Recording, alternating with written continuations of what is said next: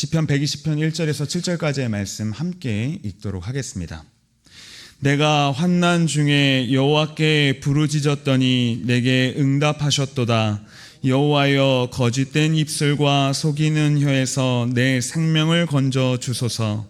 너 속이는 혀여, 무엇을 내게 주며 무엇을 내게 더할꼬. 장사의 날카로운 화살과 로뎀나무 숯불이로다. 매색에 머물며 계달의 장막 중에 머무는 것이 내게 화로다.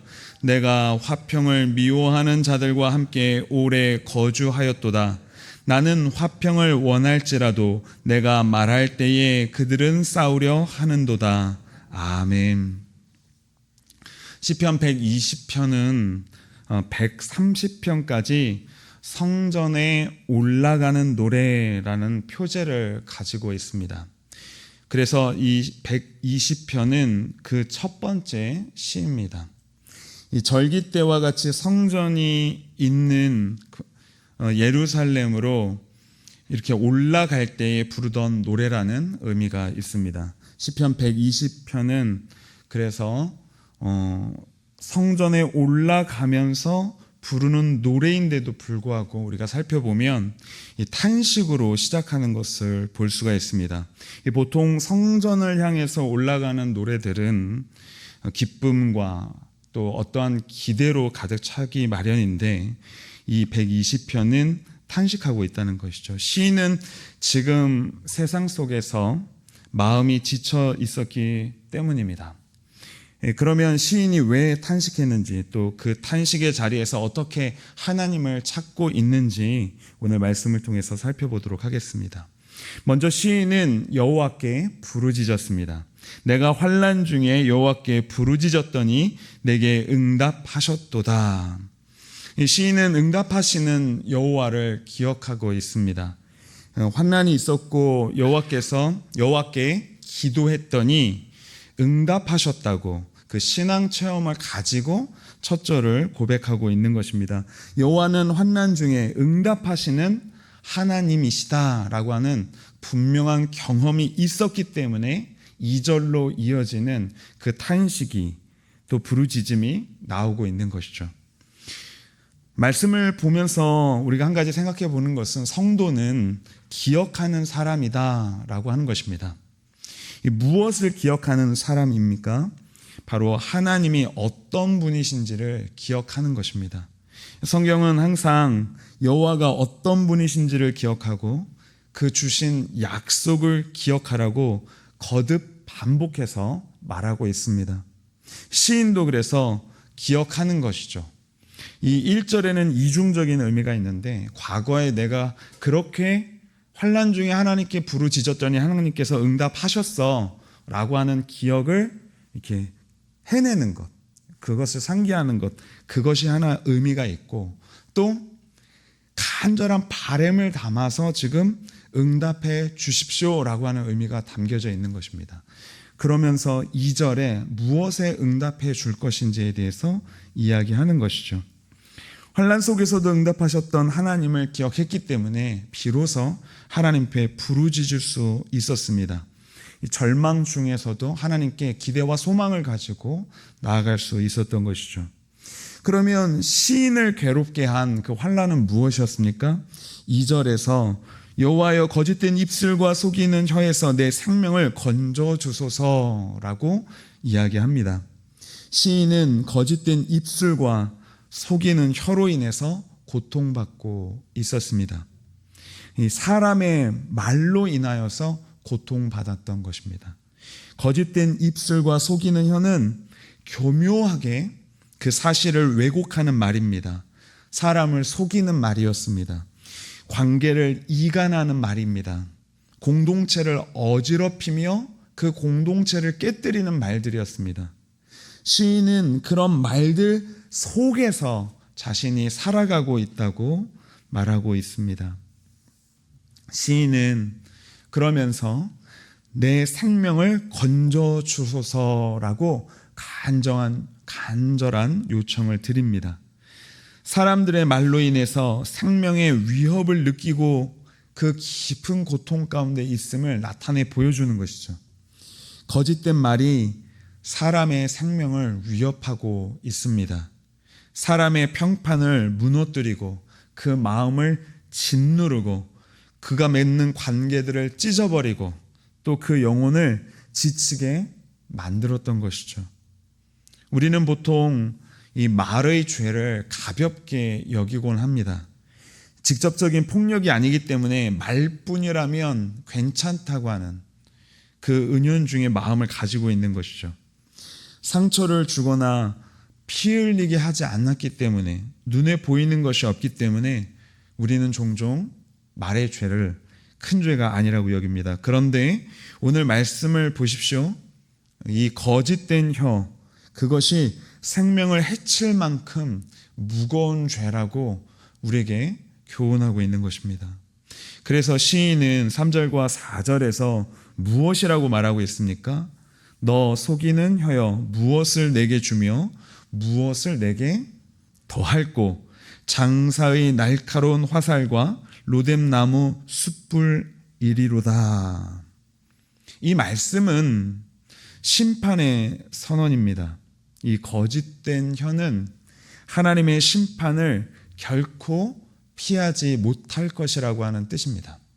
이 장사의 날카로운 화살은 정확하고 날카로운 심판이 너를 향해서 날아들 것이다, 너에게 꽂힐 것이다 라고 말하는 것이죠.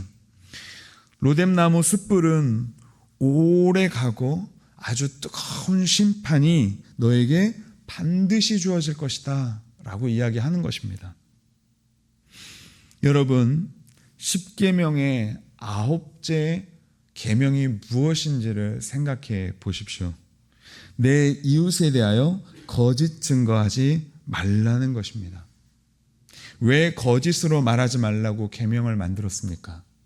그 거짓으로 인해서 이웃이, 그리고 그 이웃이 속한 그 가정이 파괴되고 하나님을 사랑하고 이웃을 사랑하라고 하는 그 큰 뜻이 결코 이루어지지 않기 때문입니다.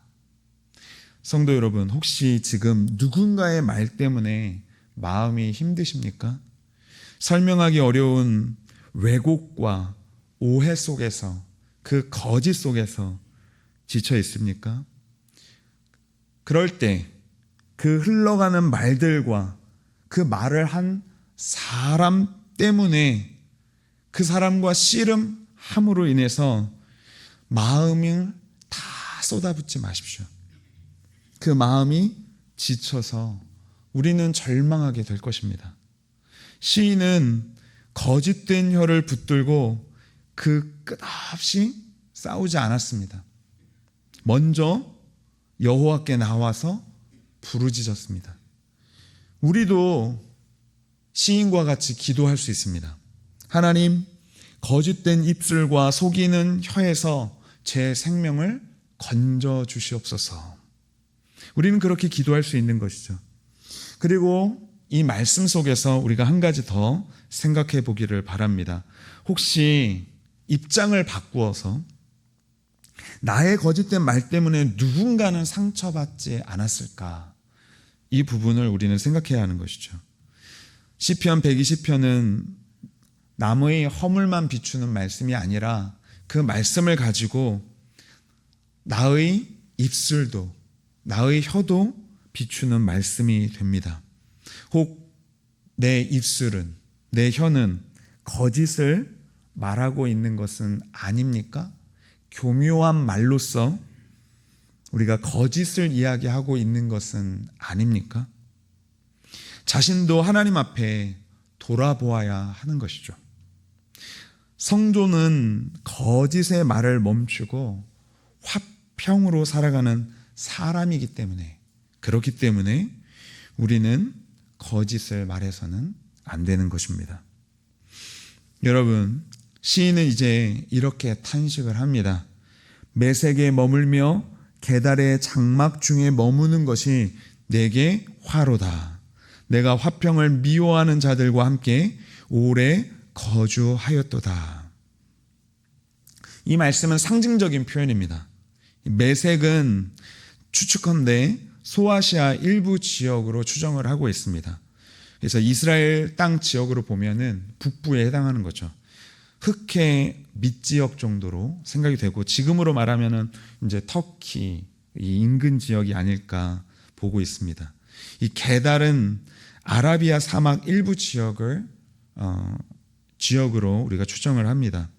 그렇기 때문에 이것은 이스라엘 땅으로 보면은 남부 지역이죠. 그래서 이스라엘 중심으로 해서 대략 북부 끝, 또는 이스라엘 백성들이 그 당시에 생각했던 남부 끝, 아라비아 사막 이렇게 되는 것이죠. 그리고 북으로 남으로 그 전체가 어떻습니까? 자신이 생각했을 때는 다 거짓된 사람들의 소굴이라고 하는 것이죠. 실제로 메섹과 게달은 거리로 치면은 직선거리로 한 1600km 정도 예상을 합니다. 매우 먼 거리에 시인이 살았을 일은 없었으니까 이것은 상징적으로 보는 것이 맞죠. 그래서 쉽게 이야기하면 하나님을 모르는 낯선 땅, 화평을 미워하는 사람들이 사는 척박한 땅, 그러한 것들을 의미합니다. 그래서 이 말씀을 해석을 해보자면 이런 것이죠. 나는 하나님을 모르는 낯선 세상 속에 너무나도 오래 머물고 있습니다.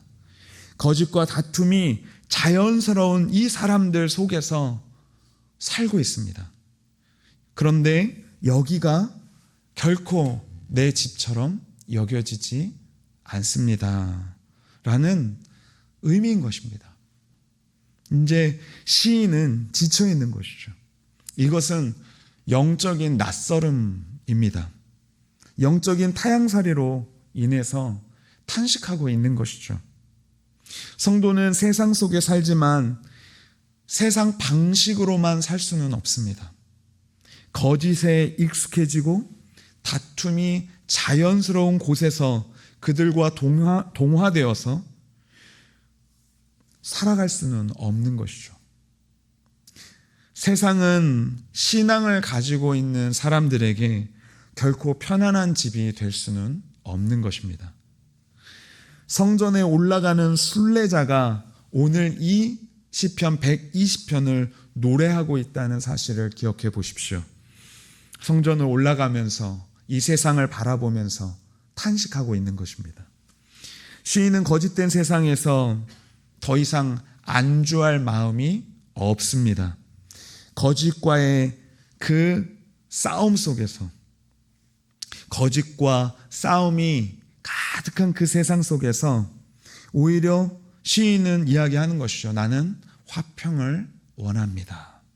그래서 그 마음이 7절에 잘 나타납니다. 나는 화평을 원할지라도 내가 말할 때에 그들은 싸우려 하는도다. 시인은 진정으로 화평을 원했습니다. 나는 거짓과 싸움의 사람들 그 속에서 살아갈 수 없다는 뜻을 분명하게 밝히는 것이죠. 그런데 현실은 어떻습니까? 내가 화평을 말하면 거짓된 사람들은 싸움을 원한다고 하는 것이죠. 내가 진실을 말하면 그들은 더 거칠게 반응한다는 것입니다. 여러분, 하나님의 사람은 화평을 원하지만 세상은 그렇지 않습니다. 그래서 성도는 늘 이 세상 속에서 시험을 받게 되는 것이죠. 어떤 시험을 받습니까? 저들의 방식으로 나는 동화되어서 살 것인가? 이 길이 있습니다. 아니면 하나님 안에서 화평의 사람으로 남을 것인가? 또 다른 길이 있는 것이죠. 여러분은 세상의 길로 가시겠습니까? 아니면 화평의 길로 가시겠습니까? 세상은 우리를 자기 방식으로 이끌어갑니다. 거짓된 말로 맞서서 싸우게 만들죠. 공격적인 말로 반응하고 싸우게 만듭니다.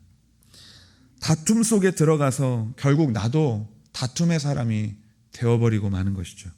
그러나 시인은 말하고 있습니다. 나는 화평을 원합니다. 우리도 화평의 사람이 되어야 합니다. 어떻게 화평의 사람이 될 수 있습니까?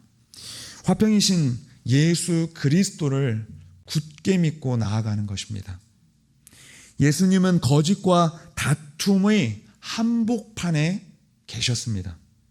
그 결과로 인해서 결국 십자가에서 죽임을 당하셨습니다. 그러나 오히려 그 십자가로 말미암아 화평을 이루셨습니다. 대속의 은혜로 용서와 화목을 이루셨던 것입니다. 여러분, 예수님은 우리의 화평이 되시는 분이십니다. 주님은 단지 화평의 모범만 보여주신 분이 아니시죠? 성도는 억지로 착한 척할 필요가 없습니다. 왜냐하면 그리스도 안에서 이미 그 화평을 받은 사람으로서 서 있기 때문이죠. 그러므로 우리는 예수 그리스도 안에서 화평의 사람으로 살아가는 것입니다. 사랑하는 성도 여러분, 거짓과 싸움의 이 거칠은 세상 속에서 오래 살다 보면 우리의 마음도 거칠어집니다. 그러나 그럴수록 우리는 기억해야 합니다. 성도는 기억하는 사람입니다. 성도는 예수 그리스도 안에서 이미 화평으로 부름받은 사람이라는 사실을 기억하십시오. 그리고 그 부름에 합당한 삶을 살아가시기 바랍니다. 오늘 하루 여호와께 먼저 부르짖는 여러분 되시기 바랍니다. 하나님, 나는 화평을 원합니다. 화평의 사람으로 살아가게 하여 주시옵소서. 이 기도가 우리 모두의 고백이 되어야 하겠습니다.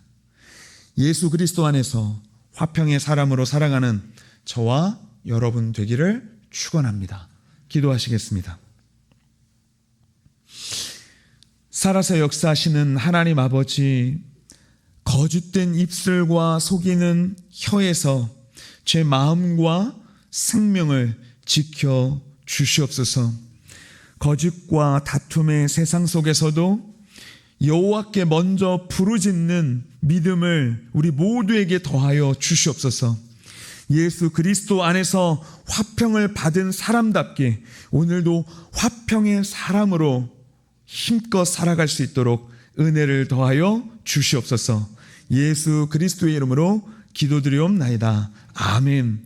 하늘에 계신 우리 아버지여, 이름이 거룩히 여김을 받으시오며 나라가 임하시오며 뜻이 하늘에서 이루어진 것 같이 땅에서 이루어지이다. 오늘 우리에게 일용할 양식을 주시옵고 우리가 우리에게 죄 지은 자를 사하여 준 것 같이 우리 죄를 사하여 주시옵고 우리를 시험에 들게 하지 마시옵고 다만 악에서 구하시옵소서. 나라와 권세와 영광이 아버지께 영원히 있사옵나이다. 아멘.